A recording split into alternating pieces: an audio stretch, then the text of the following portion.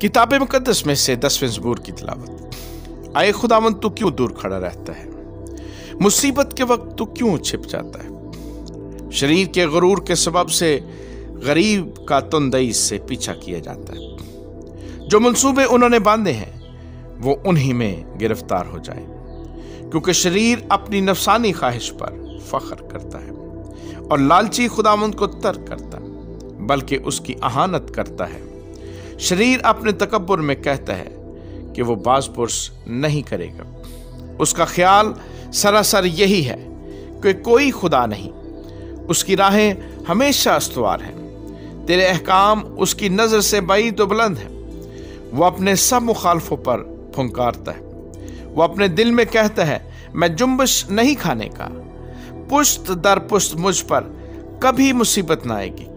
उसका मुंह लानत व दगा और जुल्म से पुर है। शरारत और बदी उसकी जुबान पर है। वो देहात की कमीनगाहों में बैठता है। वो पोशीदा मकामों में बेगुनाह को कत्ल करता है। उसकी आंखें बेकस की घात में लगी रहती हैं। वो पोशीदा मकाम में शरीर की तरह दबक कर बैठता है। वो गरीब के पकड़ने को घात लगाए रहता है। वो गरीब को अपने जाल में फंसा कर पकड़ लेता है। वो दबकता है, वो झुक जाता है और बेकस उसके पहलवानों के हाथ से मारे जाते हैं। वो अपने दिल में कहता है, खुदा भूल गया है। वो अपना मुंह छिपाता है, वो हरगिज़ नहीं देखेगा। उठ आए खुदावंद, आए खुदा, अपना हाथ बुलंद कर। गरीबों को ना भूल। शरीर किस लिए खुदा की अहानत करता है और अपने दिल में कहता है कि तू बाज़पुरस न करेगा।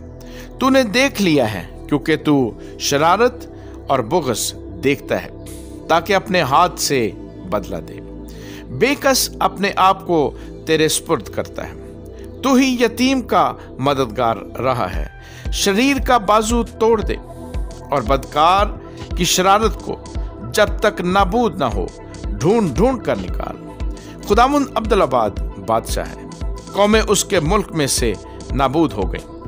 ऐ खुदावंद, तूने हलीमों का मुद्दा सुन लिया है। तू उनके दिल को तैयार करेगा। तू कान लगाकर सुनेगा कि यतीम और मजलूम का इंसाफ करे, ताकि इंसान जो खाक से है फिर न डराए। आमीन।